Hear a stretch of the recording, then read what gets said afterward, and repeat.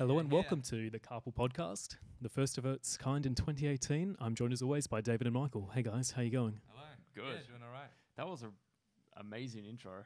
Just that, this is a TV here, but that was really... You're not supposed to give them a peek behind the curtain. It's supposed to be mysterious and magical. Yeah, there's nothing actually there at all except for a curtain. reaching towards you. Thousands and thousands of viewers. Just me. Hundreds of thousands. Well, there's hundreds of thousands for now, but it'll probably go down to like 2. Once we, react to hung people and stuff Once like we that. start shitting on The Last Jedi, spoilers coming up for the podcast. Oh, that's a bit... Okay. Welcome to the Carpool Podcast. First up, I just want to give a quick shout out to Carl and Lo for hooking me up with a bunch of this audio equipment. I don't know if the quality of our content is going to really justify the complexity of this setup, but it's a lot of fun to play around with. So thank you again for letting us this stuff. I have some equipment on standby that's like being held up by shipping and stuff like that. But yeah, so boats, you can't live with them, and you can't live without them. Ships are not boats. Ships are not. I learned last night. Really? Ships aren't boats. Is it a different classification? Something like that. Like you can have I don't know if it goes any deeper than that. Ships aren't boats. I'm sure that there is someone that could get a bit deeper about that. That's it. That's all I got. Sorry, guys. But that's a little factor you can bring out when people ask you to elaborate on it. You say, I'm sorry, I don't know. I don't know anything more than that. I have no proof or anything. Although you could probably Google it. I guess I could. Our ships right now. Our ships boats. Okay, Yeah. Our ships boats. You can have a ship carry. No, okay, all right. I think you can have a ship carry a boat. But you can't have a boat carry a ship. What, a boat carrying a ship? Yeah, a ship carrying a boat. Because so it's like a one-way classification. Like it can. I think it's just how big it is and how much density it has and what it can do. That makes a ship. That makes a good ship. Okay. I like my boats dense and so they become ships. But a submarine is a boat. Is it really? A submarine. I thought a submarine was a submarine. Submarine is a boat. I heard like a really interesting story from someone who I think it was Christian that was telling us that that explosive decompression story about someone who'd been on a submarine. Yeah, like But did they explode? Wait, is this? They went like people like because of the pressure underwater, like people getting like shot through the tiniest like kind of depressurized. Are they okay on the other end? In the next life or wherever they are potentially. I don't know. Wow. But yeah, that's has nothing to do with anything really. But happenings, or is this something that happened at the beginning of like time? Submarines being I'm pretty sure it still happens. Like it's still an occupational health and safety thing. That's probably like it's probably a very automated process on like the insurance claim form. That they got shot through a. I imagine tiny it wouldn't happen a lot.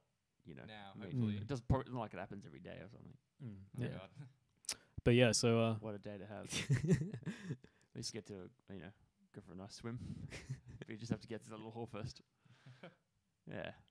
That reminds me of the end of Alien Resurrection, when the alien is being sucked through that little hole in the ship, which is a pretty cool ending. Oh, spoiler alert! Pretty cool film. It's like plastered against the wall. And I was like, yeah, it's a weird looking. Oh, that's right. It's like.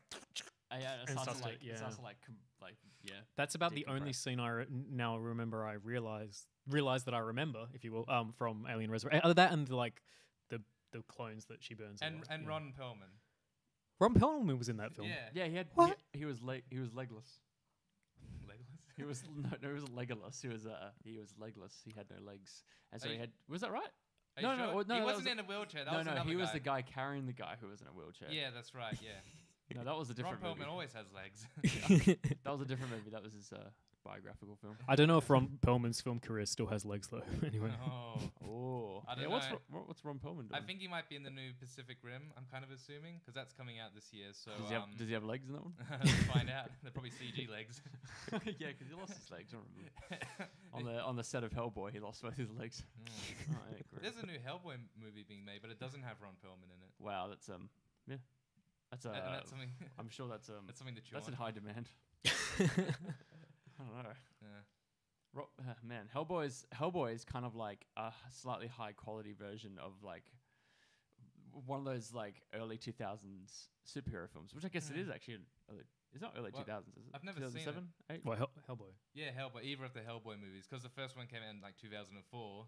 It was like it was like at the very like it was before superhero films became such a well-established formula thanks to Marvel. It was on the cusp of like, it had some of the 90s sensibilities of like the really first Tobey Maguire films, but there's a lot of unique aesthetic to it because it's Guillermo del Toro's work and stuff like that. I only watched them recently and it's quite good, I think. Yeah, is the first one I think so. good? Right. I mean, like, one of the things I really appreciate about it is like just the practical effects and stuff like that. Like, there's just, if you appreciate the craft of film and all the stuff that goes on behind it, there's a lot there. And the actual film itself is like pretty good. Like, you know, for like, I hate to use the qualifier for a superhero film, but that's the one. That's my favorite one. I like that. Yeah, well, it works because I think that it's earned because of the nature of the genre of superhero film. So, you know, you kind of, yeah, there's a reason. Yeah, it was a while ago. It's in a different, not quite a different millennium, but close enough. Well, I wonder if 2018 will bring a superhero film that is good for a film, not just good for a superhero. There was one last year, and it was called Logan. Oh, I didn't ever saw it. You didn't see it? Oh my god! No, I just. That was a really good that's right. film. You guys went to see it, and I just didn't want You to. didn't. You were like, nah, fuck you guys. I hate you all. I was sitting in my undies, just drinking scotch by myself. I mean, that's not like, you know, That between sounds that like and what Hugh Jackman did in the film. well, yeah, it's a pretty Wow. good, it's a pretty good representation of because I live the lifestyle. lifestyle. I live the Logan lifestyle. Yeah. Yeah, right. So that was pretty good. That was pretty good. There were some other films, superhero films, that I didn't see from last year that were apparently pretty good, like Wonder Woman and the new Spider-Man film. Yeah, new Homecoming Spider-Man was film. really good. Right? Oh I need yeah, to check that it one. out. Sorry, I was thinking about Andrew Garfield. Yeah, God, those Forget came and that. went. Like there were like two of those as well. Like it feels like they happened overnight. I want to say, but that would have obviously taken at least a couple of years because Hollywood. Yeah, man, that second one where it has the electric guy in it. God damn. I mean, like, where did that movie come from? Like, Someone's 2003. Like, it looked like a not so good video game released on the original Xbox. That's all like the movie looked like to me. I It was just actually, like I remember. I think it was the first movie. There was a trailer for it, and there was a part where you like have like a first-person section of Oh, mate, Spider-Man that doing was, the. hype. That was pretty hype. Like that was cool. Like it wasn't enough for me to actually get around to bothering to going to see the film, but you know, that was like an interesting angle. It was like the Doom sort of first-person section of superhero films. And if you're going to do just that, as clumsy and doesn't feel like it needs to be in the film, you know. well, it could have worked like if it's when Andrew Garfield or Peter Parker, rather, I guess, is like discovering his power for the first time, and you get that exhilaration of the first time he's Okay, like right. swinging through. But I actually don't know where it fell into the sequence of the film, having not seen the film. Because we haven't seen any of the films, have we? We haven't seen any of the films that we talk about. That's just a rule of Carpool. We haven't seen any films at all, have we? No. No. What's Flim? I've never seen one. Watching this screen of the three of us sit here is the is the closest first I've ever film. seen to a movie. This is it. No And wonder. I'm not impressed. Film suck. Yeah, it's a good film. Yeah, I don't know. Roger Ebert, you know, he's the guy who reviews films. I don't think he'd give this one 10 thumbs up. Well, he's dead, so that's why he wouldn't. He can give a thumbs up from beyond the grave. Just Yeah. like, out of his grave. Oh, When a that'd be movie's great. When a movie's that great, it'll bring back Yeah. Roger Ebert and it'll be like, hey man, Zombie Ebert. zombie Gives Ebert. it 3 out of 4. Yeah. Forgot what we were talking about. Well, we were talking about films, so I guess that kind of means we can transition nicely into potentially our first topic, which is The Last Jedi, which came in a little while ago now. 2/3 of us have such seen an it. old 1/3 of us hasn't. Yeah, it's- 3 guesses who. Me. We'll find out. Okay, well, who hasn't seen it? I've seen it. I haven't seen it. Oh, And yeah. I might. Am I the only one who's seen it? No, I've seen it. Okay, you've seen it. Yeah, I've seen it. Yeah, that's a thing. That's a film that existed that came out. The Last Jedi.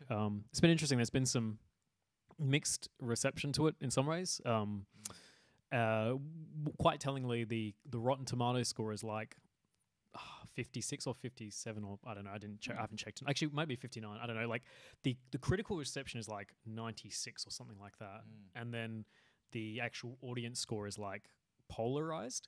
Some people reckon that it's being brigaded and brought down, but I don't necessarily know if I agree with that, because just based upon anecdotal talking to people about the film, some people really like it, some people really don't like it, but there's this real kind of like feeling of mixed review amongst just people that I talk to about it. So I don't necessarily know that it's actually So Butcher, like, I guess you and I can start off, and then David can kind of. I'll interject with like rude interruptions about like things I don't know about. I'm just like, oh, did this happen? Does this happen? Does he die now? Well, that's bullshit. It sounds like crap. Sounds like a shit movie. I'm glad I didn't see it. My mate Steve-O told me it was shit. Steve-O? I don't know who Steve-O was. Steve-O from Jackass, your friend. Steve-O. And he thought it was crap. Yeah, fuck that guy. Anyway, no. I thought it was good. I thought it was fine. I liked it. Like, all the complaints I've heard about it are like legitimate at some. Well, not all of them. There's going to like be some of the complaints I've heard are like legitimate. Like it just feels a bit like the wheels are spinning in terms of the overall story. But I mean, that's kind of what a lot of mid-trilogy films feel like, because it's basically the middle chapter. Yeah. Although I wouldn't say that like all middle like I feel like even though people absolutely not, but it's common for like that feeling to come across in like a middle chapter of a trilogy or whatever. Yeah, but I wonder how it compares to Empire Strikes Back, because that's the middle chapter of the original trilogy. See, to me, not favorably, but we'll get to that. So, yeah, so I saw all the complaints, but then I watched it and there was space battles that were good, and then there was some cool fighting, and then there was some cool stuff, and I don't really give a shit because it's Star Wars. True. So like I totally agree with that last part, and I think I said something similar to that with with The Force Awakens.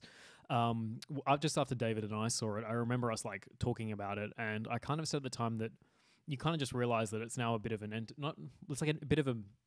it's like a machine for Disney or for whomever to just create more reasons for more lightsaber battles. And every time I hear a lightsaber sound or like a blaster pew-pewing, like that sets off a little bit of like not adrenaline, but just like euphoria. Like, yes, this is what I'm here to see. I'm watching a Star Wars film, and that's good and all. But more and more, like I'm caring less about the specifics of the characters that are involved, which I think is like a problem, because like they're really entertaining, like as just sort of, I guess, space battles and stuff like that. But it feels like there's less at stake. So yeah, I liked The Last Jedi as well. I think there were some really fantastic moments, some really visually stunning moments.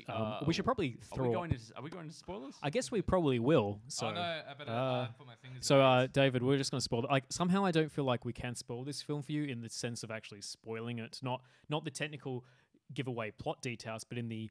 I don't think we could ruin this film for you, if that makes sense. Yeah, well, I've already had it spoiled for me. Okay, cool. There we go. Well, then my conscience is clear too.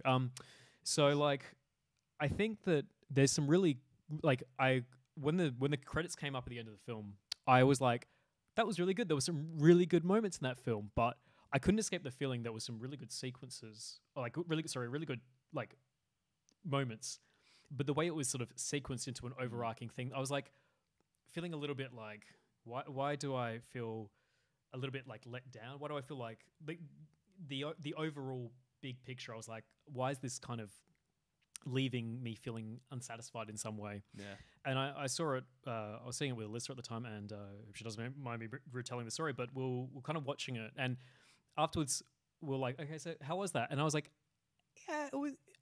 I think it was good. I liked it, and she was more or less doing the same thing. And then it kind of turned out that we both had the same, like we had different criticisms, but we had a very similar kind of like reception to it. Where it's like, I think I like that. I think I liked that, but there's just this this feeling that there's some other things that aren't sort of stacking up. And we talked a little bit about it, and there are slightly different reasons that we both had for that specific thing. For one thing, like the film kind of teases like this interesting potential direction that the Star Wars films could go on, because it's always been about light versus dark, very sort of good versus bad, very simple kind of stories like that. The extended universe has kind of played around with concepts of like shades of grey, like specifically grey Jedi, like the orthodoxy of the Jedi is actually what's responsible for creating the Sith. Yeah. Yeah. Okay.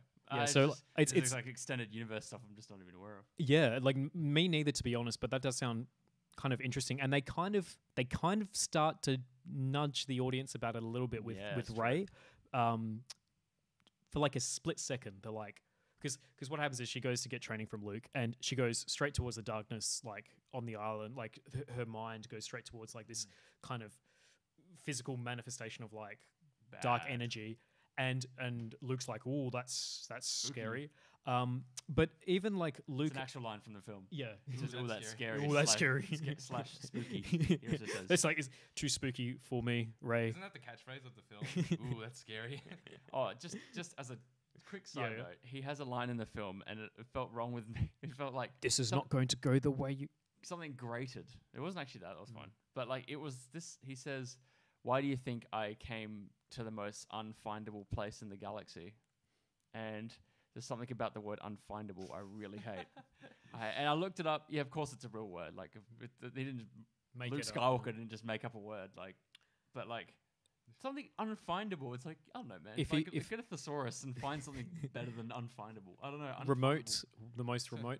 But the question I would've used that remote. leads me with is the entire plot of, well, not the entire plot, but a big part of the plot of The Force Awakens is to find the missing part of the map that Poe gets at the beginning to find the location of Luke. So why is he giving breadcrumbs to his location if he's just going to tell them to fuck off anyway? Like, because like the thing that Poe has at the very beginning of the film is that missing piece that goes into like the map.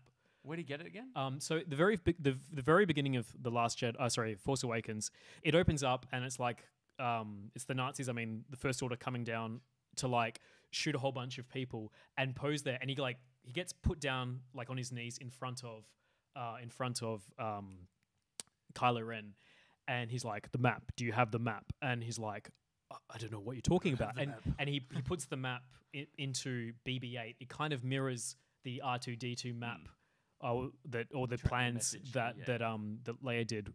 So it kind of mirrors that part. So like because the beginning of The Force Awakens is Luke Skywalker is missing, and here's the Resistance are trying to find the map so they can get to Luke Skywalker because he's gone into exile and they need him back now. But so he's left a trail for them to find him, like a map, and then in this film he's like, go away, and like until the very end doesn't really do much about that. Oh God, I never realized. It can't. Well, like that's when the more that you start to think about it, you're like, this is really unsatisfying. So the thing for me was just that there was like really good moments in the film, but it kind of took a nosedive in terms of like some of the ways that one thing you can't kind of criticize it on compared to, everyone was critical of Force Awakens for how it sort of borrowed a lot from A New Hope. That's not the case with Last Jedi. No, a lot of the times totally stands alone by itself. Yeah, it just kind of follows the typical Star Wars tropes, I guess. Yeah, but it does a good job of even setting up and then subverting expectations. Although sometimes I think that they were a little too deliberately trying to subvert expectations you had, and I think that in and of itself was a bit of like a. I wanted to see the original Code Breaker guy do the thing. When I saw him, I thought like, oh, that looks like a fucking awesome character. He's like this suave guy, and he's got like this white suit on. He's like this kind of like Vegas style guy, and then he went to this other guy, and he was just kind of like this vagrant dude. He wasn't as interesting. No, he wasn't as interesting. I wanted to see them. Yeah, I wanted to see that guy. So I wish they hadn't subverted that expectation. Yeah, and he's that DJ Codebreaker guy. He's no like Lando Calrissian. I don't think I don't know. He was just kind of he's like a 2-bit guy that's there for 2 he was seconds. Just like this kind of like crook character. Like he's a bit charming and he's a bit like and then the other guy would have been much better. Yeah.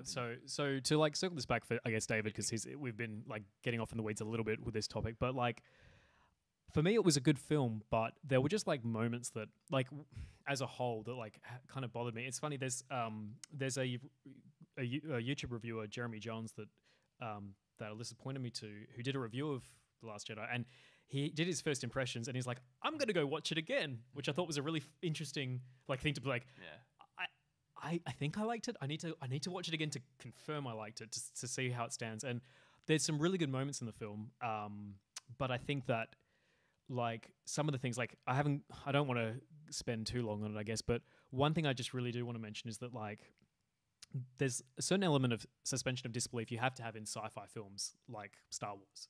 But one of the things that I can't get past is just when characters act in what I feel are very contrived or very unrealistic ways, and that has nothing to do with the setting itself. That's just about how humans are. And so, but this is verging into spoiler territory, but towards the spoiler alerts on the screen is fine. So Leia is kind of like, metaphorically put on a bus and taken out of the picture for like a good portion of the film. And I thought that was potentially Did she actually put on a bus? no, Is like it it's a space bus? It's a transbirth. and Yeah, it was like someone at the back drinking chocolate milk and they throw it on the ground. so she kind of like disappears for like a good portion of the film, and a new character takes her place, and that was like a really interesting Laura Dern. character. Yeah, playing Holdo, I believe her name was, and the thing that like the central plot. So like there were three main threads, kind of like that sort of once the established thing happened. So, like there's Ray getting her training on the remote unfindable planet. There's the side sort of adventure that Finn and Rose, Finn and Rose go on, and then there's the main sort of thing where the Resistance is kind of on the like kind of very slowly escaping. So what the main setup is they're being tracked through hyperspace by the bad guys, the First Order. So they can't. They're running low on fuel. They can't just keep on shooting through hyperspace. And so like there's like a good 40 minutes where we're just watching them slowly like a slow space car chase. They're just trying to get away. They're just trying to get away, like, and they're running out of fuel, and it's quite unsatisfying, that particular setup for us as an audience. And I think particularly for the characters, like the Resistance characters that we're supposed to kind of feel for. And there's like Poe's character has a bit of an interesting arc. He's a bit of like a hotshot. He's a bit like a Han Solo-esque kind of suave guy. But he gets like slapped down quite a bit in this film.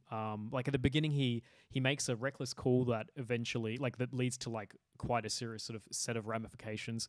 A lot of people sort of like die as a result of that. So he's rightfully kind of demoted, and after that, he's kind of treated a bit like just trusted, I guess. After that, but the real problem is that they're in this situation where I feel like it's kind of more of a narrative device than like something that's actually believable. So we need to see Rey and like Luke's training. We need to see Finn and Finn and Rose's side plot. We need those two things to develop. And in the meantime, there's not a lot for our main characters to be doing. So they're just driving very slowly through space, because both of those have to get to the points in their respective narrative arcs where they can tie back in and meet up on the ship. But anyway, a lot of things happen that feel ultimately pointless, because the general that replaces Leia while she's out of commission, Holdo, sort of like refuses to sort of not just tell Poe, who's got some reasons to like maybe not distrust him, but maybe just like she kind of leaves the crew and the audience and everyone in general in the dark, and that kind of leads to a bunch of stuff happening that wouldn't have had to happen if she'd kind of been a bit more forthright about it. She's like, there's you don't get the sense that she's got a reason that she's keeping things. Like there could be justified reasons. There's a chain of command, but you never get the sense that there's any justified reason that she's actually withholding. She just is, because it's convenient for the narrative. Because if they kind of explain her plan, or the plan that they end up acting on, they could have done it about 40 minutes earlier and cut out the casino planet, DJ the crypto breaker. Keep in mind that the only reason the First Order found out about their plan and started destroying the transports is because they ran into DJ on that planet in the cells. He escaped with them and then kind of like ended up tipping them off with that wild sort of side plot. If Holdo had just said, hey, we're going to use the main ship as a decoy and we're going to send the transports off, if they'd done that sooner, like no mutiny would have happened. The First Order wouldn't have known about it and wouldn't have started blowing out ships in the sky. And the film would have been 40 minutes shorter and quite a bit tighter narratively. But anyway, that's a short reason why, like that, very long actually. There were just things about it that I was just like sitting there like, I like the final scene with Holdo is like a really powerful scene.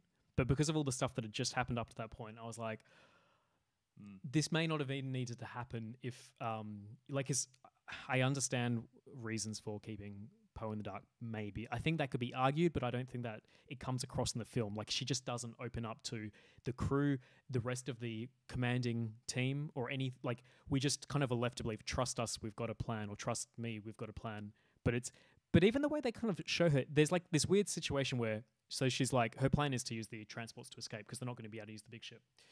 And the way that Poe finds out, he's like, you're being a coward. And the way that the film depicts her, she looks kind of worried, and it kind of like makes you think that she's like an untrustworthy character at that point, because he's like, wait, you're just fueling up the ships and you're gonna, like, and the way that they do that part, it actually seems like she's doing a bad thing for like the split second when the revelation, like this big twist happens, and she. Yeah, it's kind of like they needed a character for Poe. They needed an antagonist for Poe against his like recklessness, and so they kind of had her, and it was a little bit of a stretch. It's like we'll just have her just not tell him.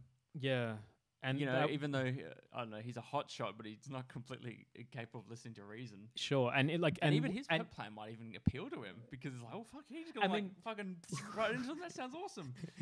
Yeah, it's like she'd be like, that's exactly what I would do in that situation. Just go straight through the mining shaft thingy.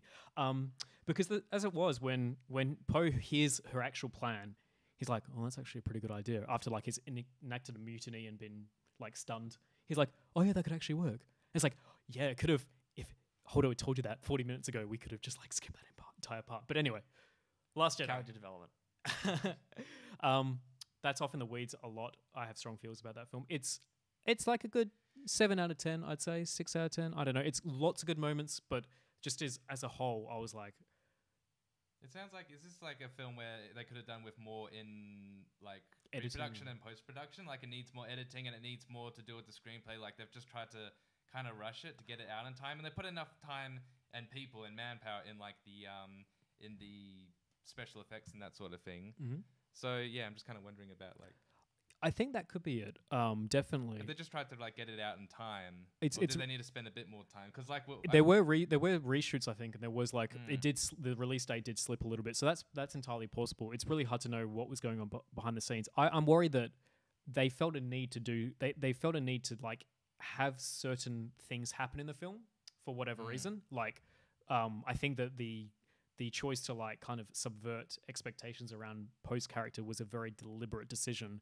And I think that in wanting to do certain things like that, there were just contrivances they had to make to kind of get that to happen. Yeah, were unsatisfying. It was more important that they hit like character arc points. That's what it kind of felt like. When we'll have to, I'll just stretch the kind of story around hitting these points. Beats. Like Poe needs to go like, oh, I was reckless, and he needs to learn this. Let's kind of come up with a way for him to learn that.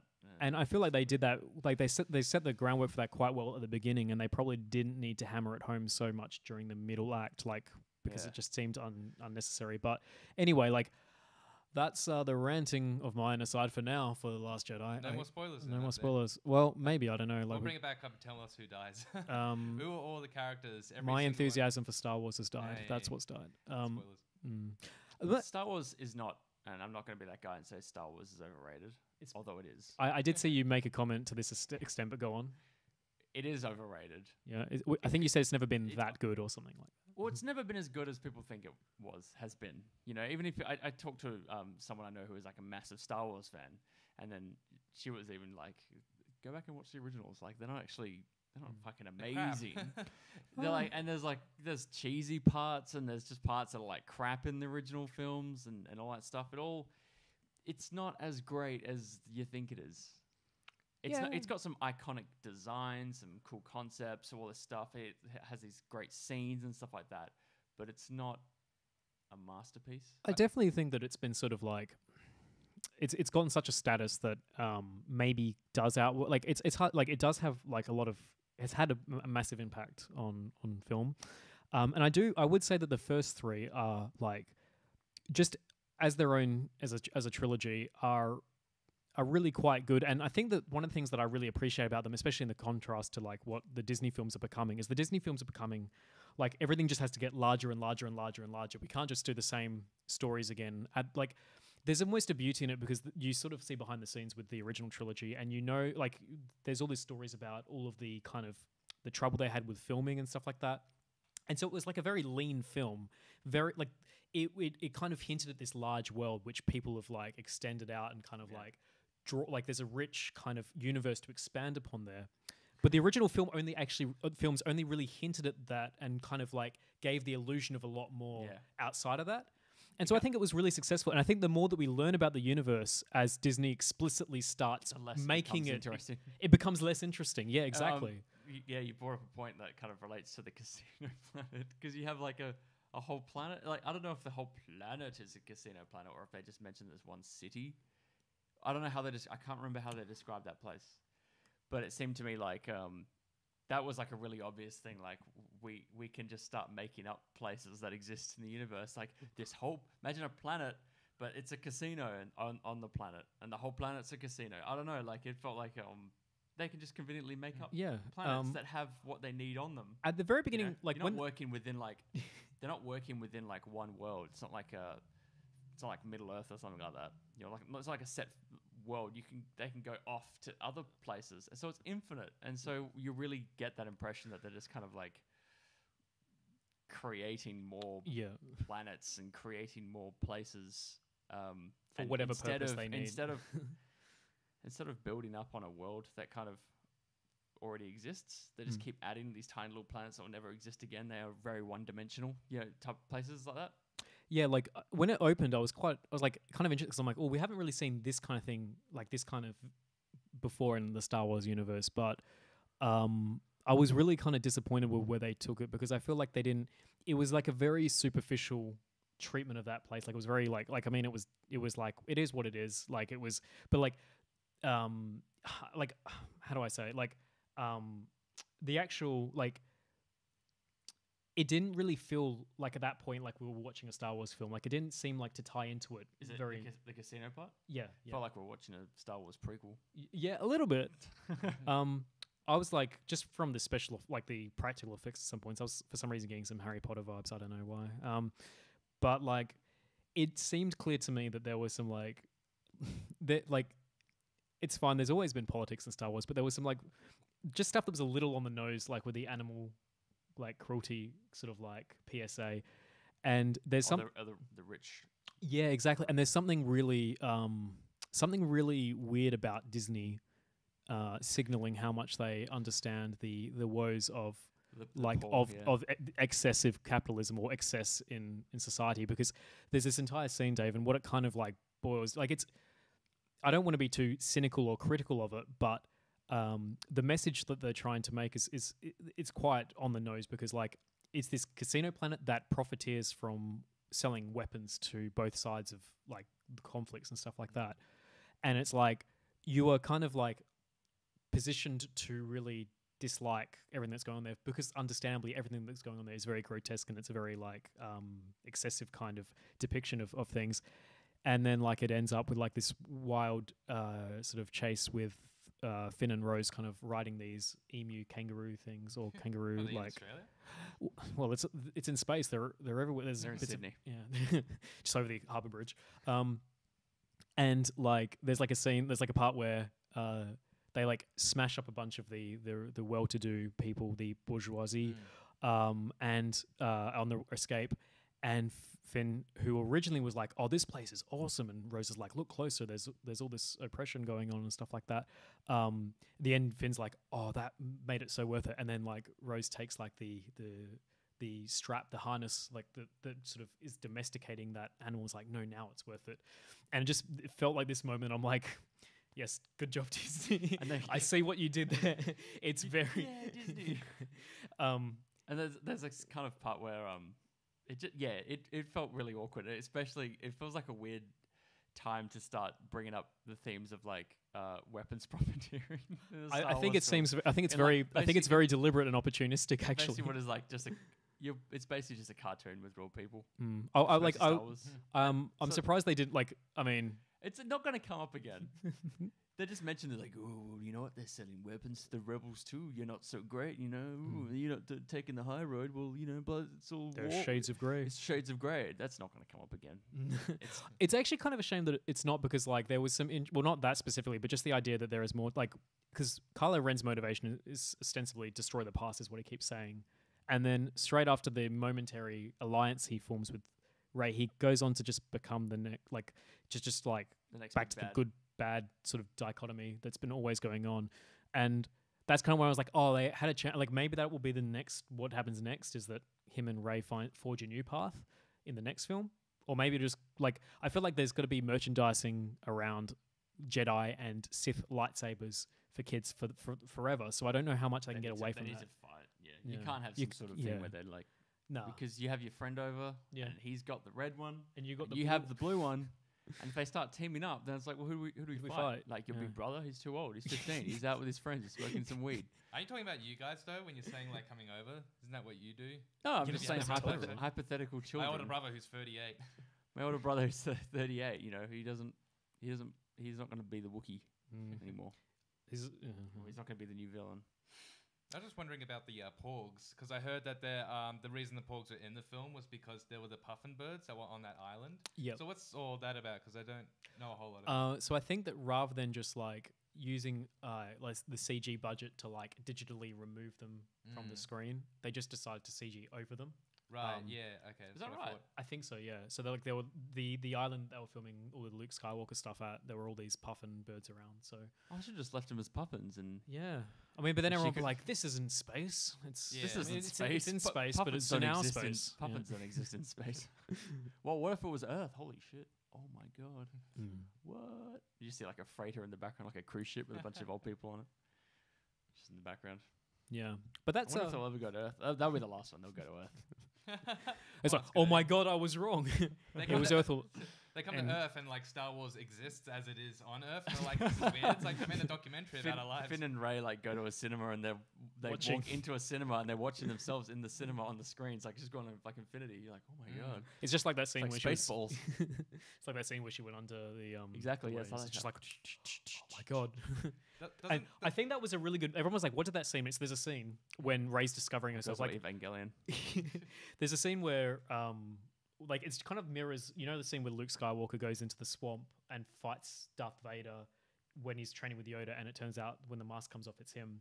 There's kind of a scene in the similar vein, like a bit sort of like trippy, and it's Rey going down to like this spot on the island to sort of like try and learn who she is and where she's come from and all this stuff. And there's this scene where she like walks to this thing, and then suddenly she's like kind of in this situation where she can just see like mirrored images of her going all the way into the future and all the way into the past, and so like she'll click a finger and like it'll kind of like start a infinite chain reaction. And like no one really knows what it was saying, but I just think it's sort of an indication of just like the nature of Star Wars as owned by Disney, is that it's just going to be an endless like loop of films from now on. Like they've announced a new 3-part trilogy before this one's even done, so you know, like it's going to happen anyway. Directed by this guy who's just made The Last Jedi, and there's going to be a TV series, and yeah, it's just going to go on forever. Can't wait. Back Star Wars. It'll live for longer than we do. So, but yeah, like it was a good film overall. But there were just so many like I've like spoken to a bunch of people that like have differing sort of opinions on it. I think that it was like okay.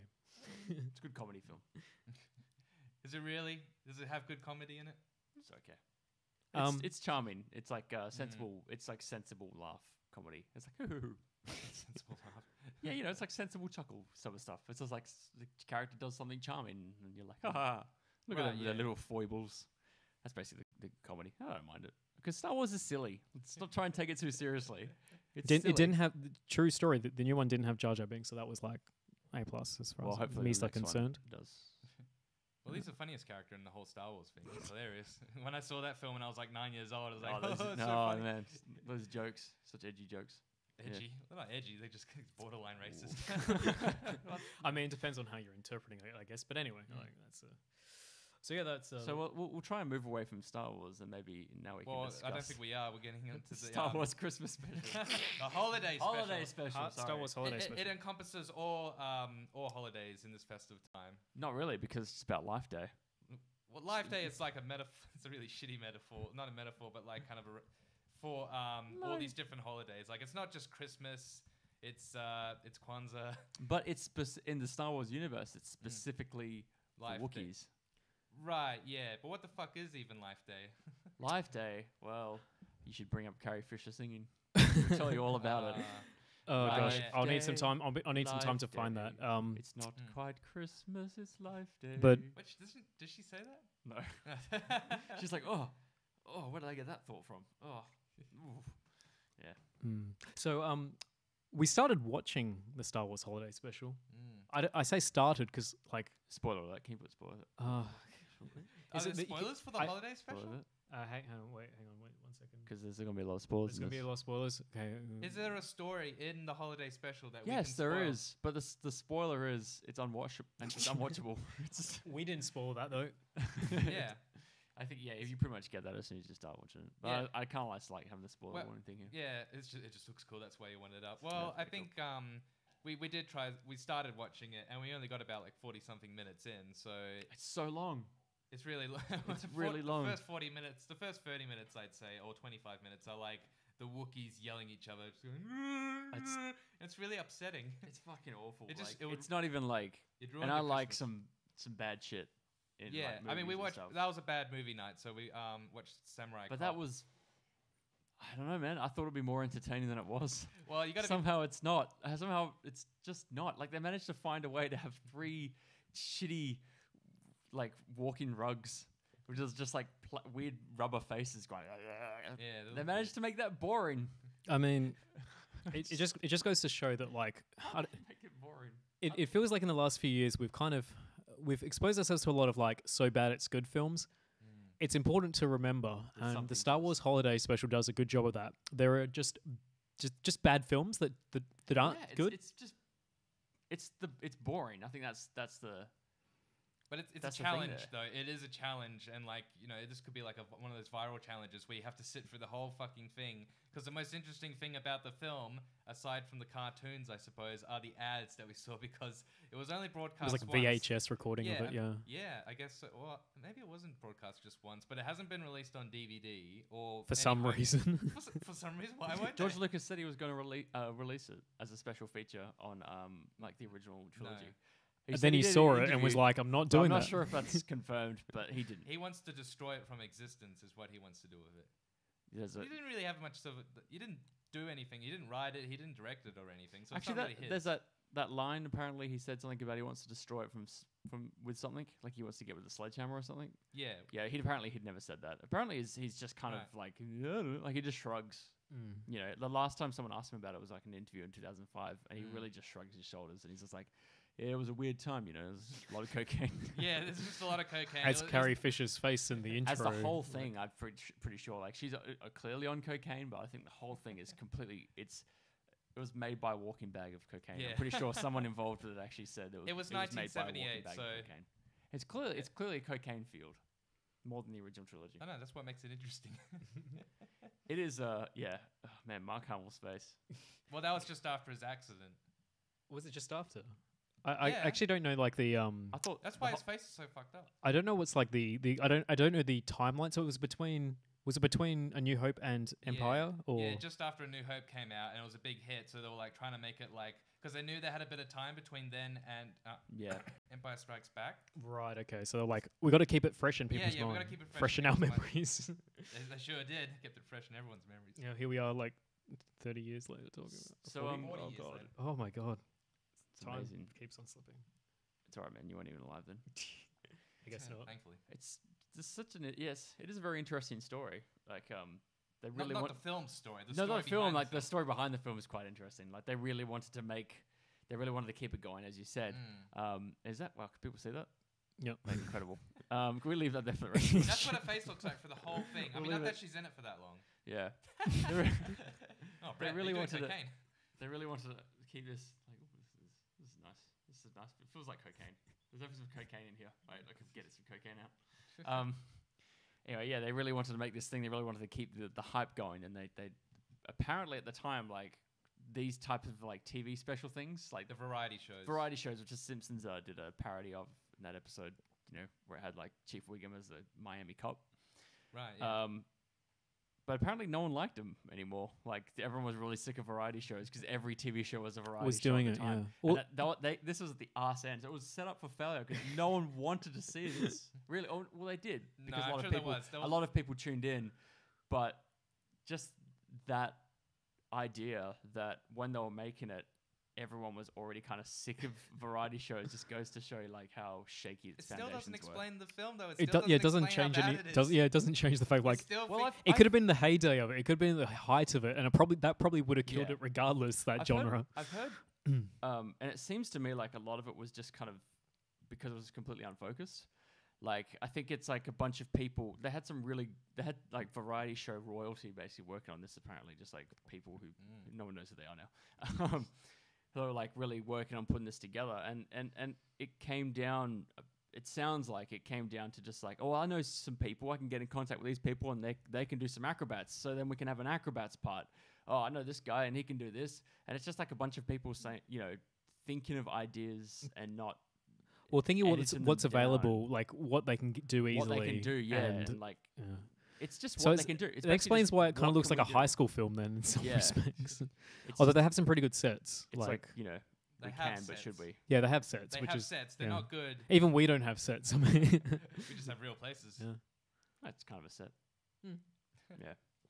Yeah, you're right. I think there was about like 6 writers on this project, and they were basically writing different sections of the script to put it all together. Because I'm sure it was a rushed effort. It probably took like a few months to make this whole thing. Yeah.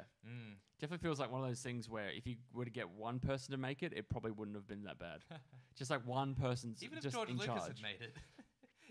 I mean, he was busy on the next film, but if he made it, it probably would have been better. It must have been. There's nothing worse than this. Yeah, it definitely feels like something that if one person came up with this, that they're insane. But because of multiple people all had the same kind of like input into it, it feels like it's just like it's a work of like collective human insanity.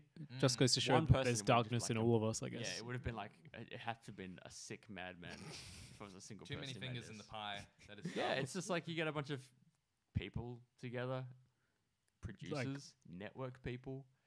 There are a lot of sort of like designed by committee, as it were, or whatever the kind of equivalent. It's definitely that collective madness. It's hysteria. But I think the other thing is that it doesn't seem like many of the people that actually worked on Star Wars were involved. Yeah. Yeah, because I mean, it doesn't look like Luke, like Skywalker is actually involved. To me, Mark Hamill looks so different. Anyway, sorry, go on. Yeah, the actors are in it. They're in it, but they don't give a shit. They don't you look. Can see it in Harrison Ford's face. He looks so mad. At a certain point, he's like, "Oh, what have I done? Why am I in this?" You never watched it. Just when he's like the set's shaking, he's just like, "Oh, we're not gonna make it Chewie," and he's just like, at least like when he's in the film, he's in it for the most part as a cartoon, where he looks like Kylo Ren, weirdly enough. He does a little bit, doesn't he? Yeah, it's weird. It's that the cartoon stuff. It's not great, but it's the better part of the film. It just looks like it's kind of like it's as good as a mid to low quality Saturday morning TV show. Like, it's not that interesting. It's just. And it introduces Boba Fett, so that's one. I can't believe it. That's amazing. It's Boba Fett's first appearance. He's not in it for long, and he's kind of cool because he's like riding a dragon of some sort. So you're like, yeah, let's see if I can find a photo of that. Actually, that's a pretty that'd cool. Be pretty bad. That's probably the best part of. And the animation is kind of like, it's hard to tell whether it's crude and bad or if it's kind of cool. It's a bit stylized. It's stylized, and some of the it looks like someone's on acid drawing it. Like, I think you can say people put effort into this. Like, if you bring up a picture, it's got a cool stylized look, and there's definitely a lot of effort that's gone into it. In this section of the in this section. I don't know, man. Maybe a lot of effort went into the whole thing. Yeah, I mean, that doesn't mean like you're talented if you put a lot of effort into your work. It just means you've done a lot. It's just wasted talent. A lot of it. You've just done a lot. But I don't know. But apparently they were like talented people, and they've all kind of worked on other things, successful variety shows in the past. Just they're not incompetent. Maybe there's worse variety Christmas specials out there than the Star Wars, and I'd like to. First of all, I want to see this all the way through. First of all, I think we should do it this year. You see, I think that looks pretty cool. I don't know. It's I okay. Like it. It's got like this interesting. It's not like that we're seeing now. It's not cocaine. It's not cocaine. There we go. It's stylized. It looks pretty cool to me. It's got this cool like 70s aesthetic. But that's the thing. It's the 70s aesthetic. Like, it's a bit outdated now. Yeah, we're looking at it now. It's like, oh man, look at that thing's face. At least it's clear, because I kind of want a remastered edition, and maybe there is, of this whole thing. Well, apparently, I was listening to a podcast about the Star Wars Christmas special, and apparently there is a version you can watch which is like really good quality, and I'm pretty sure that screenshot of Carrie Fisher there is from that one. Right, yeah. They mentioned on the podcast where they got it from. It'd be interesting, but apparently it's like kind of straight off the reel. Like, that's how good the quality is. But where do you get it from? Don't know. The internet. I'll have to listen to it again because they mentioned it. Some dark everything- corner of the every- internet that you everything shouldn't on go to. YouTube. Yeah. You have But to go deep web to find This it. that remastered, not remastered, but like what assumes to be like the original copy. It doesn't have the cartoon for some reason. There's like copyright issues there. Ah, this is all really weird now because it never really got. It just came out in 1978 and then got forgotten about. Everyone tried to forget about it, but thanks to the internet, we're now just talking about it endlessly. Yeah, forever. And it is an endless topic. It's a treasured moment in pop culture. I definitely reached my limits in terms of like bad content. Watching that, yeah. Watching that. Well, we do need to watch it all the way through. I think we should this year on its 40th anniversary, which I believe is November 18th. Is that our 2018 New Year's resolution to actually watch the? It's not a new. It's not. It's just a way to hurt yourself. Mm. It's physically. Well, if hurts we're to watching it, we're gonna stream it. Yeah, we can do that, and then like do like what is like Japanese television things where it has like the video and then us we're in the as top circles like, corner going like, "Oh, sugoi." Oh, Fuki-san. Yeah, but how far did we get? We started fast forwarding it, so that doesn't even really count. We got up to the cartoons at least because we've got over actually the bulk of the Wookiee stuff that introduces the film, which goes for 20 or so minutes. And then after that, it starts getting into variety stuff after that because you have like Wookiee, the Wookiee dad looking at VR porn. Oh my god. Which is hard to. I mean, it's not really porn, but he's kind of getting off to it. He's definitely getting off. Yeah, so that's kind of weird. And there's all this other stuff like an instructional video. We didn't get up to that, but that's just the whipster, whip beatster, the cooking program that's on as well, which is all just insanity. Yeah. But yeah, we got about like including fast forwarding, we got up to about 40 so minutes, and that's like there's still another 100 minutes of this whole fucking thing. I don't know what else is going on in it. Okay, so I take everything back. I like anything I was critical about The Last Jedi. I have to remember that there is far worse out there. Well, like those were tiny nitpicks by comparison. This is a fluke in terms of badness. True, yeah. Oh man, just when you said that whipster thing, that's comedian Harvey Korman, which I don't really know anything about, but Yeah. you can tell. All I can tell is there's not much is of a comedian from that. Really, apparently he was quite funny. I'm sure if you watch it now, it's probably outdated humor, but he's trying his best. It looks like he is trying. I think some of the guest stars like him and Biafra are trying. They're doing something. It's just Well, they're probably professionals who've been well, they are professionals who've been hired to do this job, and then they're doing it to the best of their ability. But little do they know, it's a very unprofessional enterprise that they've got going there.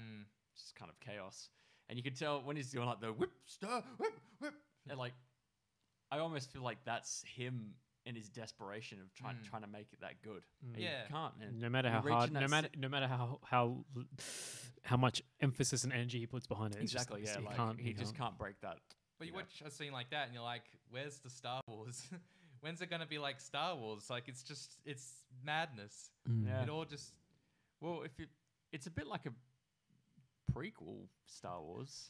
That's really doing a disservice to the prequels. Like, they're poorly executed. Yeah, it's a bad prequel Star Wars style, but it has that feeling where it's like, let's just have this for the fucking whatever, like whatever. I mean, as bad as the prequels were, there was a vision there.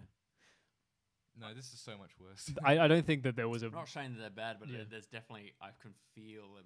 I can Sure. feel them there.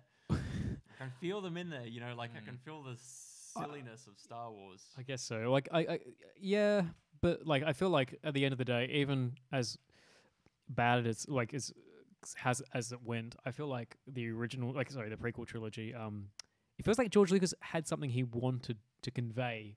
He didn't do it well, I would argue, but he was at the helm and no one was saying, like, it wasn't as much of a committee thing. Like, a lot of the bad ideas just came from George Lucas himself. And there were a lot of bad ideas in both the prequels and the holiday special, but the holiday special feels like a collective effort of slap Star Wars on this. And I honestly thought that George Lucas had like complete control over the holiday special, I don't know. and it wouldn't have surprised me. I guess I have a pretty low opinion of George Lucas. Yeah. Well, we all do, but I mean, really, and back then, he wasn't even that bad. Even though by the time he'd released A New Hope, he was like, I'm sick of filmmaking now anyway. Just going to count the money coming in. That's not too bad, I guess. Because apparently, like, he had to look over the rushes of the dailies of this holiday special, but he didn't really pay much attention to them. It's still all his fault though. He only went to one meeting. I'm pretty sure. Really? What it goes the story, and he was only there to drop off like the Wookiee Bible. Like he wrote all this stuff about Wookiees, and he came up with Life Day. So it sounds like a very manufactured thing. Like, it was like, what do we call it? You know, there's like you got a bunch of execs in like suits, and they can't wait to go out to like the bar so they can like have some cocaine and have a drink and like some cigarettes, and they're like, what do we call the thing? Life Day, whatever, and they like head out the door. Yeah, no, that was his idea. A generic holiday idea.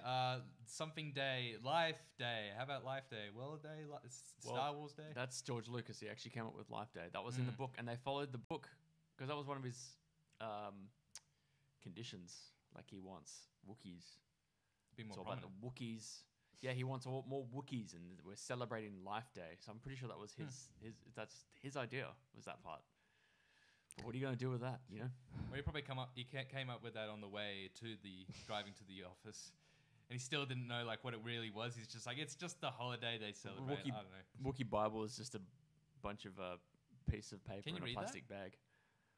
I don't know. I think it's just I think it was just a name for, like, whatever he had, which is probably like a binder full of bits of I'd love bits to of read paper. that. Full of some bad written in crown, I imagine. But he made up Lumpy and his mum itchy. and oh man, fucking Luke Skywalker telling Chewbacca's wife to smile is just the most beautiful moment.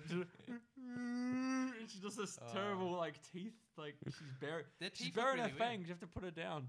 She's the teeth on the Wookiees look weird because they look like human teeth that have been like taken out someone's mouth and stuck into the suit. They're clearly like these kind of I don't know what do Wookiees eat. That doesn't show them really eating anything. They eat each other.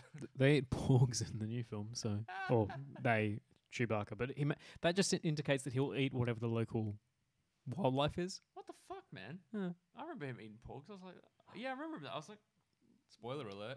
You just ruined the film for me.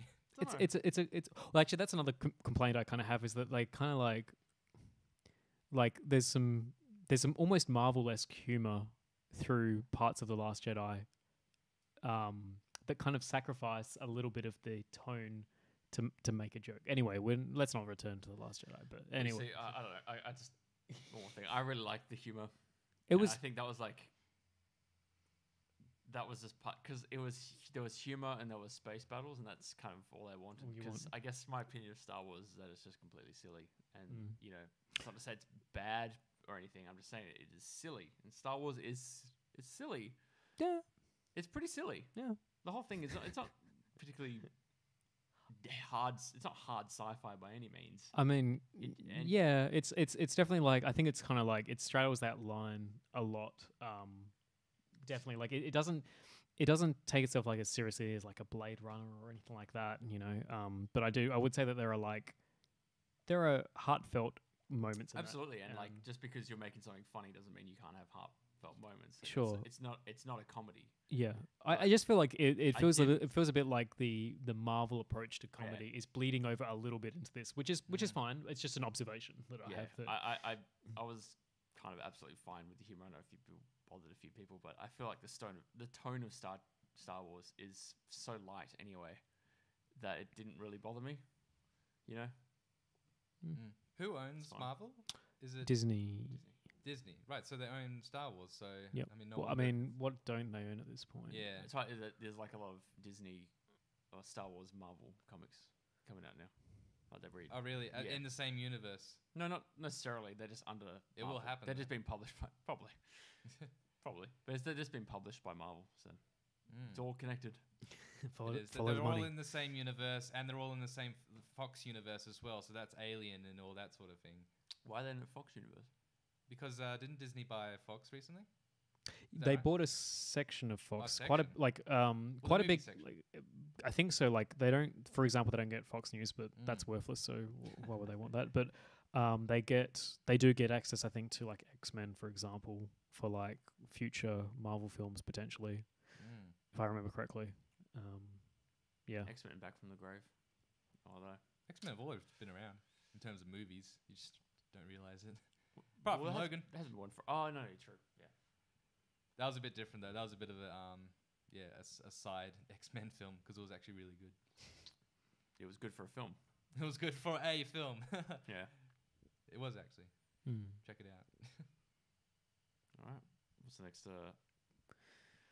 I don't know. There's like, in general, I guess this is the first podcast of 2018. Not that it really matters much because, as Neil deGrasse Tyson points out, the observed Gregorian calendar New Year is kind of just a pointless thing. Nerd. I mean, but then again, we do like ascribe meaning to a lot of that sort of stuff. Like solar and lunar eclipses don't really have much significance. They're just for us from our perspective of Earth. But time is still, this particular measure of time is totally ingrained in our daily lives. Yeah. So it still definitely matters. Anyone says, oh, it doesn't even matter, time's just a social construct. Time well, was made up. what time did you say that? Yeah, well, But I guess yeah, people maybe who say time is a social construct don't need to go anywhere at any time of the day. Maybe.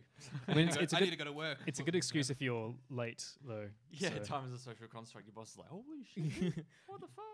You're right. You're right. You know, you might as well You- just take our holidays now. But yeah, so like I don't know, it's Carpool in 2017. What did we get up to? We did some films. I think we did 2. We made a few films. Also, I just realized that there's like, this is a weird thing to bring up on podcast. It's more of a like, I remember seeing footage for, was it Roommates? Right, yeah. Yeah, that's a bit of a lost media. Well, at the there time. is a few lost media carpool projects. That one. Yes, that's so exciting. I'm sure there's someone out there who really cares, and they're like, It's not me. "Ooh, let's do some digging." Or maybe we should like put them on a VHS tape, record them to VHS, have VHS quality, and then we can like leak them. And people will be like, "Look, I found this VHS footage from a couple video from 1978." If you play it backwards. Oh, it tells you to kill yourself. This is getting me excited. Lost media is just really creepy to me. It's really awesome. It's not really lost when you've got it on your computer and you just Yeah, haven't finished it's all. Well, it's not just. It hasn't even been shot entirely yet. Oh, right. We should finish that. Yeah, maybe Yeah. we should. New Year's If, we still, resolution. if we still look the same and it's not like obvious reshoots like in I can't remember it. Oh no, it's that one. one where that I'm in was a suit. funny. Oh, what happened there? Well, I couldn't get one of the locations, so one of the locations fell through, and now perhaps we could shoot that thing here, right here, Right now. Let's do Okay. it. Okay, let's just move everything. There was and meant to we'll be Yeah. a party scene, wasn't there? Yeah, That's the thing. right. It's not a party; it's like a LAN party, but you need like a bunch of computers and. Oh fuck, man! Why'd you make it a LAN party? You can't just make it like a bunch of people sitting around. just, just playing Xbox or something. Yeah. Similar effect. LAN party's so hard to set up. It's Anyway, been years since it's been literally decade. It's been a decade since we did. yeah, when are we having When's Sam's land? When's He doesn't. Sam- He doesn't even Magnifico know. Chicken? He doesn't even know we exist anymore. So I'm not sure.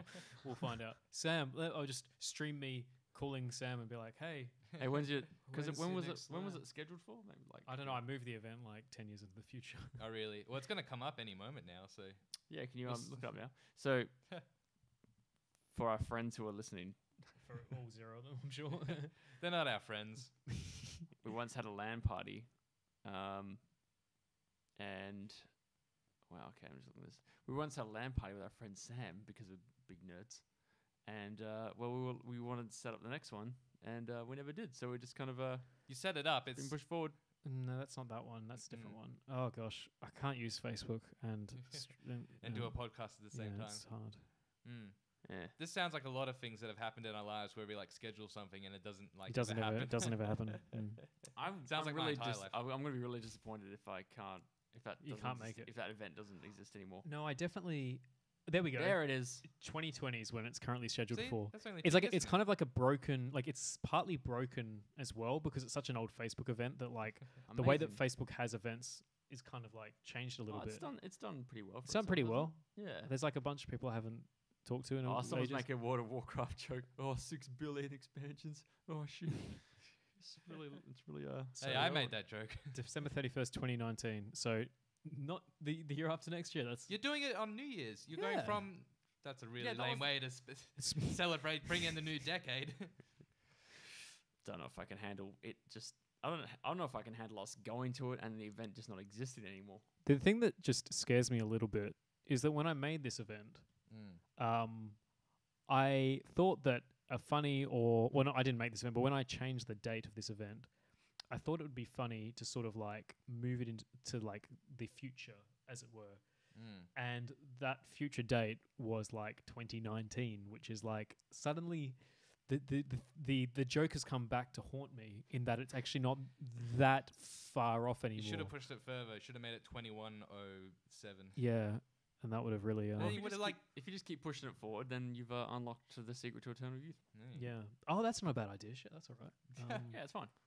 But yeah, not eternal youth, just eternal disappointment. Like, well, when's the party? Oh, it's coming up soon. It's 5 not years disappointment. It's not disappointment. It's like your pet living forever. That's how it feels like to me. You know, that's if this event happens, it's my dog dead. I don't think I can make it. I might have to push it back again. Now we have Facebook proof, as you can see down the bottom there. It's a real thing, and it was going to go from 11:30. Like, you'd be at a New Year's party, like, oh, I got to go to the LAN now. Like half the party leaves. I'm like, oh fuck, it's just me and 2 other people. I think pretty sure you're invited. I might be, but I'm not going. Do you have a good computer? Yeah. Do you have a good excuse for not being able to make it with so much yes, forenotice? Yes, I'm bringing in the new decade. Yeah, shit. Probably throwing up in your sink. No, that sink's got my name on it for that night. It's got your name on it and I'm throwing up on it. Anyway, so yeah, that's Facebook events though. Yeah, like that's a side note. Yep. We got onto that topic somehow. I don't remember how, but I don't know. Yeah. Well, we were talking about 2017, and that has nothing to do with 2017 because we didn't even think about this LAN party all of last year. No, I probably thought about. I was probably like driving, like. we were talking about carpool stuff. Yeah. And what's carpool going to do in 2018? Probably nothing. Like, hopefully, more of these sort of podcast things, if we can like release work out videos. Yeah, like that would be an improvement. So last year was a really busy year, so maybe so this year. Yeah. I'm already busy making vodcasts. Well, I think we'll do an Edgeman too, and then we'll just kind of release maybe some more horrible high school films if I can find them on an old floppy disk. Yeah. Oh, yeah, we don't make those. No, we already made them. We made them. We made a ton of them, like 50 of them, and most of them are lost media. Yeah. So do you remember? Was it like would have been 3 years ago now? We like sat down and watched like the old mini DV footage of our actual like of high school films. Yeah. Like, I'm not saying that these aren't also high school films, but we watched the mini DV versions of our high school films. Oh yeah, that was hard to go back to. They're all high school films, but this one is our high school film. And it was all like, it was just the footage. We weren't watching anything edited because it never got to post production. We didn't quite finish. We almost finished like filming it all. We got about 85% of the way through and then stopped. Do you have the script? Yeah, I have the script somewhere. We can actually finish it off. Go back to school and film it there. I look the same as I do. We'll just go somewhere else. Just film it somewhere. I'm always behind the camera, so like I don't think. I think but you will just have to. I think your voice might have gone a bit deeper. That'd be amazing if you finished it. Like I just completely seamless transitions between like footage filmed in 2006 or 2004. I'm actually like super into this idea. Like, even if we just do it for ourselves, and because I think you'd have to shave and grow your hair out a bit longer. Yeah, I have to grow my hair out like really long, have it like black as well. Have to like put your Invader Sim t-shirt back on. Invader Sim t-shirt. Yeah. I'm so into that idea, and I just like edited it seamlessly, and so we just suddenly get older and then younger again. Oh, and I think brilliant. Wouldn't the and we'll call it Boyhood 2. Wouldn't the aspect ratio change? Did we shot it in widescreen? Yeah, it would. No, we would have shot it. It would have been if we did do widescreen, it would have been faux widescreen where we just cropped the picture 4:3 to make it whatever. It's gonna have that VHS aesthetic like crossed over with your 4K. 4K. Yeah. Oh, incredible. So, look forward to that. Should we do this? I mean, yeah, that's coming out in Halloween. Okay, but let's confirm. Do we have everything we need? No. Well, some of the clothes got stolen. We don't have the will. That's right. The lockers got broken. There was a lot of shit that got in the way of making that film, like people dying. I know it was like Apocalypse Now, and someone like like it was that intense. Yeah, so I think trying to get the helicopters to work was like pretty bad. Having everything like 1,000 extras. So, in part from the will to do it. What else are we missing? I thought you were talking about a character called Will in it. I don't think there was a character called Will in it. I remember we shot. There was someone who we were filming with, and then they had to leave to go to Indonesia. So we filmed him. No, we filmed like a different actor. Our friend Steven played that part, and you can only see him from behind. So I'm like, hey, it's just the same character. That's how like totally adventurous we had to get with that. Wasn't he? He was like the protagonist, or not the protagonist, but he was the hero. He was the anti-hero. It was like he was the Antichrist. Yeah, a minor character though. So you shoot him from behind. I still don't really know how it's supposed to end. It ends with you being interviewed by like an Oprah style presenter. Well, how the fuck we're gonna do that? We filmed it in the theater green room. screen. In the theater room. Yeah, we filmed that. That's right. I actually remember that shoot day. Because you, Brett, were filming it and you're standing on these boxes trying to do like a crane shot just by walking. We've never seen that footage because some of those tapes, I have some of them still, but you, Brett, maybe have the rest of them. I have. House. Yeah, I think they're under my like bed. Under your pillow. Just take them out every night. Like, I want that footage. I want it. All right. I want that footage because you might feel ashamed of it, but I reckon you'll feel really bad if you lost it. I haven't thought about it in so long. You can put it in your showroom. It's actually It like may as well you be actually gone. get to look back at high school and you get to see your high school. You mean and you get to see? You mean to tell me you actually want to do that?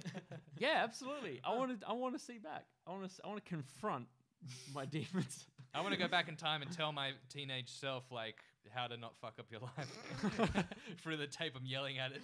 Come on, get a job and get your license already. Clean your room.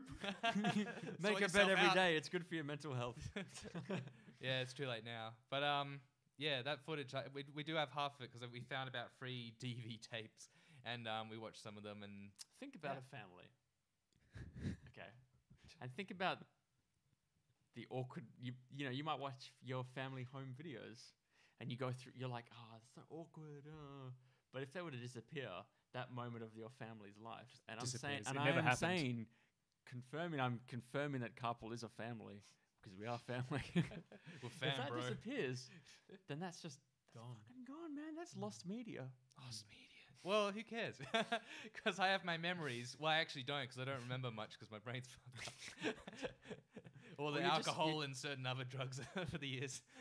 But the only thing I do remember the college shoot because I remember stuff that we haven't even watched over yet, like that theater room ending interview scene. Well, I want the footage, and I think I'm entitled to it because I had a big stake entitled in to it. 1/3 of it, I think. You had actual stakes in that stock in the footage. Yeah. They're worthless. Absolutely devastated and didn't come You were out. executive producer of that film. Lead actor as well. Yeah, and a few other things. The score, I'm pretty sure. A score didn't end up being made because we never got around to post-production. Well, I think we should finish it. I really think Right that'd be now. a great project is to finish the college. I don't know, For man. anyone I'm that into it. cares. I'm into that. I don't care if no one cares. It's just for us, We care. or mostly me. I remember when I said that I was going to finish. We're going to finish it and have it released in October of 2008. 10 was years ambitious. now. Crikey, 10 years ago. Oh wow. Okay. What was? Do you remember the month, or did you just say 2018? Sorry, 2008 without a month. It was October because I wanted it to be out on Halloween. Okay. We've still got time. And there was going to be 2 different edits of the film. Why? I don't know. We filmed with digital and with film. I was gonna say this is sounding a bit Tommy Wiseau now. Yeah. This is a real Hollywood movie. We filmed one with like the very first red camera ever made. But That's a strange noise. Yeah. Must be my ass. Well, it's going to happen. The college will be finished finally, and it's what It a won't. perfect time to do it. 10 years. 10 years. 10 years from now. I thought I escaped. No. You never if, escape. if I'm still alive by the end of the year, yeah, maybe we can finish it. Jesus Don't Christ. get dude. trampled to death. Get in a car accident, trampled to death. Yeah, worst way to go. When there's like a nuclear like bombs being dropped and people run away from it and trample I don't over think you you get to to death. run away from that. People would though. They would try and run away. Oh, look out, run. Oh, okay. Like You'll they just see miss they out on see it coming down. It has like Yeah. a big, like radioactive symbol on Yeah. it. Oh, I can see it coming. Better run away. Yeah, that'd be good. Drive to Melbourne. Well, who would nuke Perth? What a waste of money. Well, What a waste of it's the taxpayers' first. dollars. It's the first city to nuke because it's like a warning shot. Like, hey, see, well, look, we're serious. It might be New Couldn't have York been next that, time. Couldn't have been that serious. You nuked Perth. We'll Big nuke shot. We'll nuke Scotland, Perth next. Oh no! Not that one. Everyone Not the loves good Perth. Everyone loves the Scots. Can't be nuking the Scots. You can nuke all of Scotland as a warning shot. Like, see, we're getting I don't serious. Think, I don't think the world would stand for that because I think everyone really likes. Most people like Scotland. You know. Most people just don't like killing other people. Or like that's what I'd like Well, to tell Scots myself. aren't real people, so That's what you tell yourself every time you go to bed. Most people don't like killing other people. I don't kill people. Why not me though? If only I could find someone who would like to kill me. I know that person. It's me. Oh. Maybe we should just kill each other, like have like knives, and we're just in a triangle, and at the same time we just stab. Good That way wouldn't to go. kill you. Just one little stab. In the heart, I mean, and a big knife, a hunting knife, and we have to practice. You're first. just like. I'm pretty sure it takes like a. Yeah, I know. Yeah, it has to. Well, we'll get a real sharp knife, and we do need to like spend all year working this out. I'm sure we can get it done. Unless one of you guys puts us out, like, oh, I didn't do it. No, I thought you meant just like a tiny little stab. Like we're just like beep, beep. I'm not talking about a butter knife. No, like a real knife, but just Yeah. give it like one little jab, just like a little social experiment. Maybe make an incision above the heart. Just a prank. Just like a little quick one, Little prank, bro. a little prank, bro. Okay. Yeah, that It's sounds a like a TV show. YouTuber That Little does sound like prank, a bro. YouTuber. who never really does any pranks. He just like goes up to Speaking of women and YouTubers. harasses them and says like, "Oh, it's just a prank." It's just a prank, bro. Yeah, speaking of YouTubers, I guess like the one other thing that we could potentially talk about, although I don't know really if there's any point talking about it. Because everyone said I think everything that- about it. Yeah, I think that literally everything that can be said It's about just this like topic. the Last Jedi, though. I keep thinking True. Paul Logan is the guy who died from Fast and Furious. Logan Paul, sorry. Logan that's how you Paul say it. Walker. Paul I Hogan? don't know why I'm getting mixed up with between Paul Yeah. Walker and Logan Paul. It's just not the same. It yeah There's Paul in there. That's yeah. it. I guess that is But I kind of do hope he dies. This guy in a car crash. that'd be an Maybe he'll ironic kill twist of himself. fate. Yeah, I don't know. Like that's the thing that happened. We're a bit late to be talking about this anyway because it happened like It happened like a hours week ago. ago, days which is ago. like a long time on the internet. Mm. I don't think any of us have a particularly But like, we subscribe to the slow news idea. Where Yeah. we let ideas. yeah, we like we let let- everyone say the interesting things and then we take the best of it and Right, yeah. re-quote it. Yeah, I don't know. Everyone will have heard this story by now, but he filmed a vlog where he went into that like very well-known suicide forest in Tokyo, or the base of Mount Fuji, I should say, and like came across a body because he intentionally kind of went off the trail to find a body, and then made a very tasteless video in which he featured the body quite a lot and used the body in the thumbnail, And he also and then tried to say that it wasn't about views or publicity or anything like that, which seemed the most. Well, he's certainly got it now because he probably has more subscribers than ever. Yeah, well, the thing is that I think it was Philip DeFranco did a breakdown of like his and he lost some subscribers during the initial controversy, but then he had his largest spike in new subscribers since then. So he ended up having more yeah, to begin with. So, well, there you go. Yeah. You generate there's controversy. no such thing as like bad publicity because here we are. Well, unless you're like Louis C.K. or Kevin Spacey. Actually, true and probably fair enough, really. that- they'll bounce that back. kind of statement only applies to people who don't really give a shit about their reputation. Yeah, I guess This so. only counts for YouTubers because they're like us, the scum of the earth. Yeah. Yeah. We're not even like actors who are like pretty low as well, but we're Oh, but we're not YouTubers. We're just on YouTube. yeah, you're right. We're not like vloggers exactly. like, making Exactly, shitty but we're content. moving in Yeah. that direction. Do you reckon? 2018, no. Do you reckon there's ever been a vlog in which someone has said something interesting? Yeah, I think so. I think that like the mark of the success of it indicates that there are people that find it interesting. So like they find their audience or whatever. So I mean, here we are like talking about nothing in particular, literally nothing in particular. Logan Paul, and oh no, that's not really a good joke because he's actually quite successful. He is very. He's very successful and he's much richer than all of us put together. Yeah. Is he a millionaire or something? Oh, probably yeah, is. something like that. Goddamn YouTubers. I mean, it's not like there's many YouTubers that you have to be jealous of where you're like, oh, I wish I could just sit in front of a camera and like make stupid videos and become a millionaire. No, man, it's hard work. But it's not the hardest Some job. work harder than others. Yeah. I mean, there is like the aspect of like just doing it consistently, I guess. That kind of like that helps to Yeah. guarantee success, but some people are just. I awesome. imagine it actually be quite awful, really. I mean, apart from all Yeah. the money, but like, you And know, the women. I guess it's the grind. the grind and having to, keep it up. I see it in YouTubers. Having to keep it up. Like, there's see- no holiday. It's Mm. just like, if you go on holiday, that's part of your job. Like- Is to say, if you're like a personality on YouTube, like that's your thing. You're not just doing Let's Plays or whatever. You're a YouTube personality. Then I guess everything you do, and you're popular, everything you do has to be part of your content. Like, you can't go on holiday. You have to make a video about you going on holiday. You know, it all. So It all you feeds better into have the, you yeah. better have a huge ego that loves to get views. Like, I mean, one of the very many reasons I'm sure that we're not nowhere near like that stratosphere of successes because we just don't like.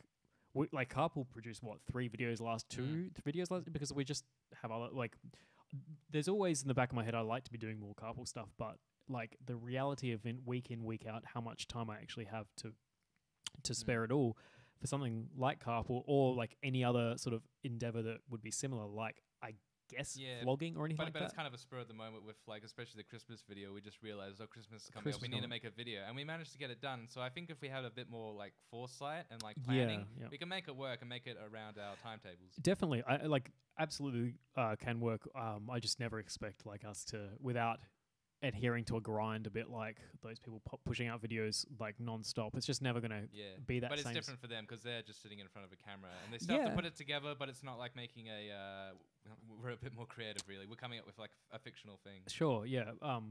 It is very different things being created there, but at the same time I guess that like I mean the one thing that sort of struck me about the Logan Paul thing above all else, like I think it was in a position where he was potentially more likely to make that really bad judgment call, but he still had to like sit through and edit the fucking thing as well. Like I mean, I don't know how much editing he actually did, but like knowing like how you have to always get more footage than you expect to like make a video because otherwise you run out of footage and then you got to edit it down. Guy sifting through the best footage of a corpse. Where was the really funny joke I made? Let me just include that. And it's just like that was like there like it definitely seems like what's being done is quite easy because it's just like talk to camera and not necessarily a lot more to it, not like writing and then like takes and then all that stuff.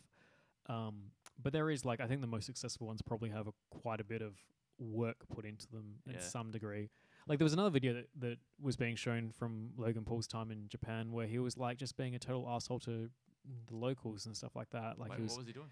Like there was like footage of him like so he was like just a prank bro style thing. So like he like one of them was like he was like throwing Pokeballs at random people in Japan. Like hilarious. Yeah, because if you didn't know, Pokemon came from Japan, so everyone in Japan knows about Pokemon. So they must be Pokemon. They must be Pokemon. That's the joke, haha. So he was like he was standing next to a police officer and he kind of like it's like this giant Pokeball, this soft toy Pokeball, kind of like throw like kind of lightly does that and like hits the police officer's shoulder and the police officer just like but doesn't say anything because they're very polite. And I wish that was an American cop. They would have like beat the shit out, like just shot him like a New Yorker cop. It's like it's when you watch like I hadn't seen much of his stuff, but when you watch more of his stuff, it doesn't really lead you on to actually feeling at all sympathetic because he just seems like he's constantly doing this kind of shit. And this is just like an order of magnitude worse than anything else he's ever done before. But so it was a matter of when, not if, but really. At the end of the day, got all the a spike in subscribers, and here we are. Money, and he'll continue. But there'll come a time where he's not popular anymore, and no one gives a crap. Or like, as we were saying before about like vloggers, like sort of like losing steam after like all these years of doing it. Sometimes they do just like stop making YouTube videos. Sometimes they just like stop and they get a proper job. Well, I don't know if they like. I don't think Logan Paul would ever need to get a quote unquote real job. The really interesting thing, I was kind of like this was pointed out to me. This like you can kind of look at the waves of different kinds of YouTube creators and different sort of sets, and I sort of sent you guys that video that kind of expounded upon this theory a little bit. And like Logan Paul's 22, so he's quite young. So like he made some mistakes. He's young, but the interesting thing is that like for as long as Logan's been using the internet, YouTube's been around. Or more or less like when he would be in his prime to be on the internet. And so like that's a very different thing to kind of come into. Like he's already kind of like we didn't have YouTube when we were doing things in high school and shit like that. Well, YouTube was around, and like 2005, so it was towards the tail end. But people like that was the Wild West. People were figuring it out, and people didn't know what was successful. Did we get on the front page of YouTube? Was that a dream? I think we might have. Was that the Chamber of Secrets stuff? I think the Chamber of Secrets might have got on the front page of YouTube. Oh, the good old days of YouTube, back before it was in HD and before we had far better competition. Carpool was on the front page of YouTube. We could should have print screened that and put into MS Paint. I don't know what that means because I don't have a front page of YouTube. Like I just go straight to subscriptions, and if I go to home, it just shows me like recommended videos. So I don't look at what's trending. Yeah, it's probably for the best. Yes, otherwise I'm just watching shit like Logan Paul all day. Just hating him for watching like 8 hours of YouTube every day. Apparently going to YouTube and like going incognito and then go to YouTube and just see what it looks like for like a fresh person. Yeah. user. Apparently it's just a complete nightmare. Yeah, it seems it's very much pushing like the algorithm and stuff is very much pushing the lifestyle vlogging stuff. A lot of the ex-Viners and stuff like that. As like I remember Vine. Yeah, I miss Vine. Yeah, well, I do because it like had a clear delineation between content on YouTube and content on Vine. But it was funny because it was badly edited. Yeah, most of the time. Good old Vine. We miss you. And so there's like Vine people on YouTube now? Yeah, like a lot of them, like so the Paul brothers are from Vine. A lot of the most successful like people right now are actually ex-Vine, and part of the reason for that was kind of like part of the reason that I think it was sort of explained about is that because they had like a built-up audience of subscribers on or followers or whatever the term is on Vine, when they jumped across to YouTube when Vine died, they started off with like several 100,000 or whatever subscribers, and so the YouTube algorithm immediately was like, oh, these are like going from 0 to 100 with that momentum was something that like channels that have been slogging away on YouTube for years and years just didn't have that kind of initial start momentum. But once Vine died and they had to like find a new place to put stuff, like their existing fan base would follow them across to it, and then like that initially kicks them off and gets them off into the running. That's the speculation. So then YouTube's just kind of pushing that. Yeah, well, it kind of. I didn't actually know idea Vine was dead. Yeah, I didn't like. It's a weird thing where like occasionally I'm reminded about the existence of Vine, and it makes me feel like I'm on the older end of being a millennial because like I get it, I think, but I don't.